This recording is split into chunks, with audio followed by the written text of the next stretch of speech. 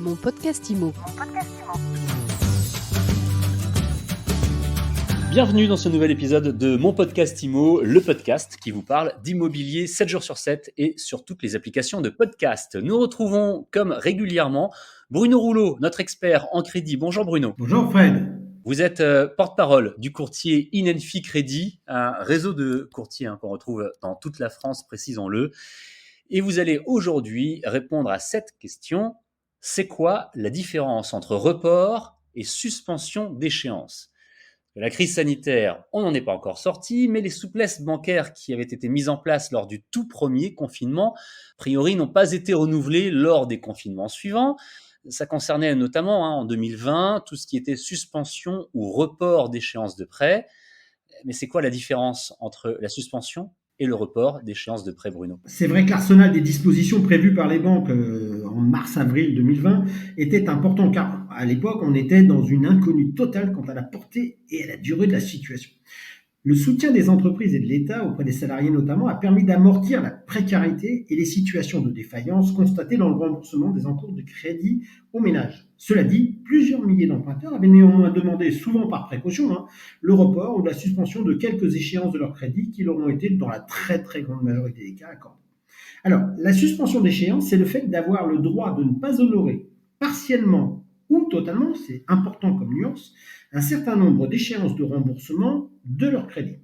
C'est une disposition qui est contractuelle, prévue en général à la signature du contrat de prêt. Tous les prêts ne les prévoient pas automatiquement, et dans le cas du premier confinement de mars 2020, les contrats qui ne disposaient pas de cette clause avaient malgré tout bénéficié d'une décision exceptionnelle de soutien à la demande du ministère. Mais sinon, il faut bien vérifier dans vos contrats l'existence de cette souplesse. La clause définira notamment avec quel délai de prévenance vous pouvez actionner la suspension, la quantité d'échéances que vous pouvez suspendre de rembourser, et le nombre d'échéances maximum que vous pouvez suspendre, ainsi que les modalités de régularisation de cette suspension. La régularisation peut, selon ces cas, se faire en une ou en plusieurs fois, dès lors que la capacité de l'emprunteur le permet. Elle peut se faire au travers d'une augmentation des échéances qui restent dues sur la durée restant à courir pour ne pas avoir à tout régulariser d'un coup. Enfin, elle peut se transformer en un allongement de la durée initiale du prêt en ajoutant le nombre des échéances suspendues au moment du terme. En ce qui concerne le report d'échéance, comme pour la suspension, il convient de vérifier que le report est bien prévu et mentionné dans les conditions du contrat de prêt. Il y a deux circonstances dans lesquelles vous allez généralement trouver des reports d'échéance dans les crédits. D'une part, lorsque l'objet du crédit est destiné à financer un achat ou des travaux, ça dépend des cas, dans un bien immobilier à l'usage locatif. En effet, ce report qui pourra être actionné, ou pas d'ailleurs, par l'emprunteur en fonction de la réalisation des opérations, permet souvent de ne pas avoir à supporter des charges de remboursement, tandis que l'emprunteur bailleur n'encaisse pas de loyer. Si c'est au tout début du prêt, par exemple, dans l'exemple d'un achat avec des travaux, prévu de suite, on parlera d'ailleurs plutôt d'un différé d'amortissement, partiel si c'est juste le capital, total si c'est capital et intérêt. Mais certains contrats prévoient aussi que ce report puisse avoir lieu au cours de la vie du prêt, dans le cas où l'emprunteur, bailleur toujours, est à réaliser des travaux de mise aux normes ou des travaux de remise en état qu'il priverait de revenus locatifs quelques mois. Cette souplesse évite de faire réviser le contrat et le tableau d'amortissement initialement prévu. D'autre part, certaines banques acceptent aussi d'introduire ou prévoient, selon dans les conditions générales, que l'emprunteur, même dans le cas d'une résidence principale, puisse décider de reporter un nombre d'échéances en fin de contrat. Cela peut s'apparenter à une modulation, dont on avait déjà parlé, en allongement de la durée initiale de l'amortissement.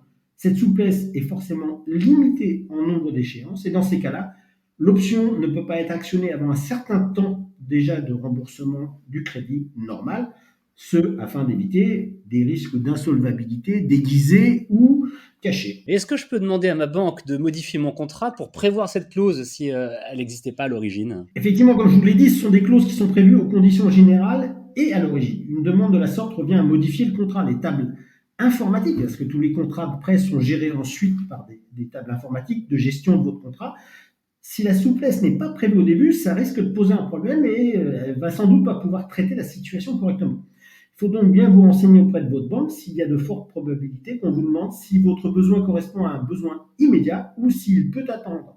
dans lequel cas il y aura nécessité de signer un avenant pour répondre à votre besoin. Autrement, ce qu'on fera souvent, c'est qu'on arrêtera l'ancien contrat de prêt et on le basculera sur un nouveau contrat de prêt où la clause est prévue dès l'origine. Attention, attention, dans ces cas-là, il peut y avoir existence de frais, comme pour les renégociations de taux. Bien, merci une nouvelle fois d'avoir répondu de manière aussi claire à une question qui, en tout cas pour moi, n'était pas si simple. Bruno Rouleau, c'est quoi la différence entre report et suspension d'échéance? Maintenant, on sait tout, je pense, ou presque, et si on veut en savoir plus, le mieux c'est d'aller voir son courtier, c'est ça? Eh bien, c'est exactement ça, bancaire ou courtier. Et vous êtes, je le rappelle, le porte-parole du courtier Inenfi Crédit. Merci Bruno, à bientôt. Au revoir Fred. Mon podcast IMO, c'est tous les jours, c'est quand vous voulez, c'est où vous voulez, sur les applications de podcast, sur vos applications de podcast préférées et sur le site mysweetimo.com. À bientôt donc pour un nouvel épisode, pour une nouvelle interview. Mon podcast IMO. Mon podcast IMO.